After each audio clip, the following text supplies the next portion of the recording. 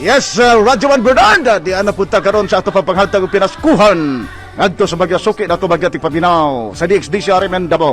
Karon Radyoman Bernard, ni adta diri sa may Victoria Heights sa Barangay Alyungto ning adtong syudad sa Davao, manghatag og pinaskuhan. Di ay balay diri gadahudog ang DXDC. Pero ato Bagya kasama pangutanon nganong nagapapinaw ni sila DXDC. Okay, niya. Maayong adlaw.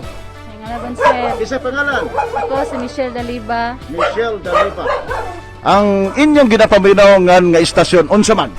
RMN po. Wow, ngano man paminaw mo DXDC? Para makapaminaw mi sa mga balita, Okay. drama. Ayan. Bata pa ko, mauna akong Mao na gyud ginapaminaw. ang ginapaminawan. Kaya spoko mo na Radyoman Bernard, bata pa si Michelle Daliba, mao na gyud ako no iyang namata no buot ang DXDC RMN Davao. Og ya, kung tinuod man gyud mo gyud namata niya buot bidabe, tanaw na to og ka-memorize ba siya sa ato ang RMN Christmas jingle, okay? Ang ato ang baka karating. Okay, ready na kasing? Ready na sir. Ready na. Sige, ipadan ko ha. 1, 2, 3, 4, go! At makakarating sa tahanan, kapaskuhan, pagmamahalan, magbuhos ng galak ng tuwa, halik at yakap.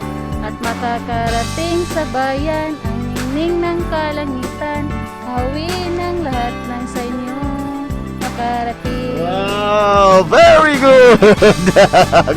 Very nice good kayong pagkatira ni Michelle Daliba bang kasama. Ato ba yung tugyanan si kasamang Michelle sa atong pinaskuhan? Una ato ang non-alcoholic wine, Michelle dawata.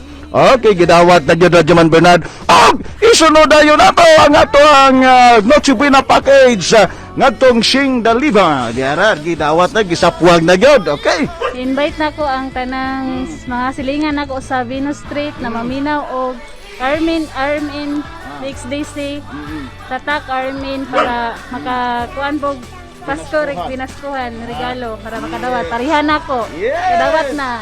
Okay, salamat kayo Michelle Daliba ang ato abag kasama certified listener dinhi sa may Barangay Alyungto, Victoria Heights ning ato sudad sa Davao. Nga karon mao mga kasama ang ato ang winners ato ngayong Pasko panalo ka promo. Kini si Radyoman Dudong Rin Lobos Boga, kauban si Radyoman Don Pulayaw. Tatak Arimen.